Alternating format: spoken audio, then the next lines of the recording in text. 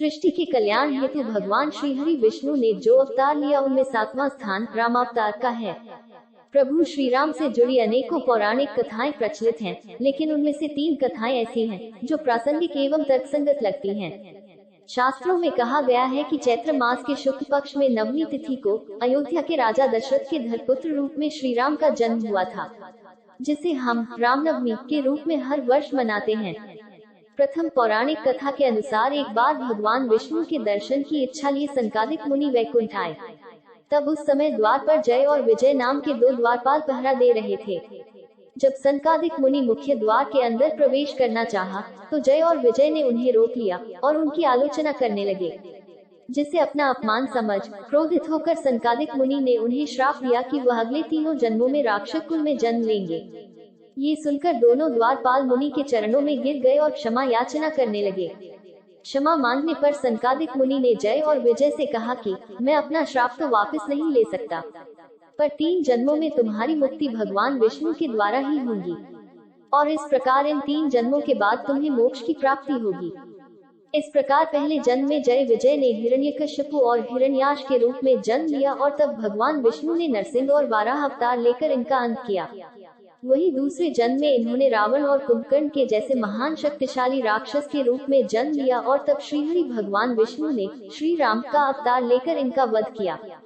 फिर तीसरे जन्म में दोनों ने शिशुपाल और दंतवक्र के रूप में जन्म लिया और भगवान श्री कृष्ण ने इनका वध किया। इस प्रकार जय और विजय को राक्षस कुल से मुक्ति मिल पाई। रामावतार की दूसरी कथा सृष्टि के आदि पुरुष मनु और शत्रुपा से जुड़ा हुआ है। पुराणों में वर्णित मान्यता के अनुसार मनु और उनकी पत्नी शत्रुपा से ही समस्त मनुष्य जाति की उत्पत्ति हुई। ये दोनों बड़े ही सात्विक विचारधारा के थे तथा उनका आचरण बहुत मधुर था।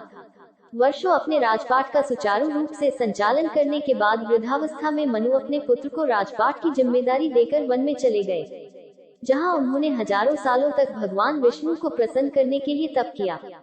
उनकी तप से प्रसन्न होकर भगवान विष्णु प्रकट हुए और उनसे वरदान मांगने को कहा। तब मनु और शत्रुपा ने श्री हरि से कहा कि हे प्रभु, हमें सिर्फ आपके समान पुत्र की अभिलाषा है। उनकी इच्छा सुन श्रीहरि ने कहा कि संसार में मेरे समान कोई और नहीं है, इसलिए तुम्हारी अभिलाषा पूरी करने के लिए मैं स्वयं तुम्हारे पुत्र के रूप में जन्म लूंगा।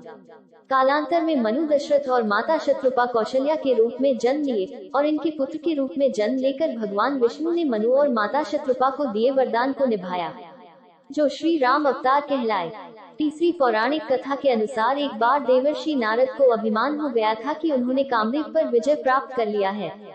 कामदेव पर विजय की बात का बखान करने नारद मुनि भगवान शिव के पास पहुँचे और सारे वाक्या को भगवान शिव को बताने लगे। सब सुनने के बाद भगवान शिव ने नारद मुनि से कहा कि यह बात श्री हरि को मत बताना, पर नारद जी कहाँ मानने वाले थे। वह तुरंत क्षीरसागर में भगवान विष्णु के पास पहुंच गए और उन्होंने कामदेव पर विजय प्राप्त करने की पूरी कथा विष्णु जी को सुनाई।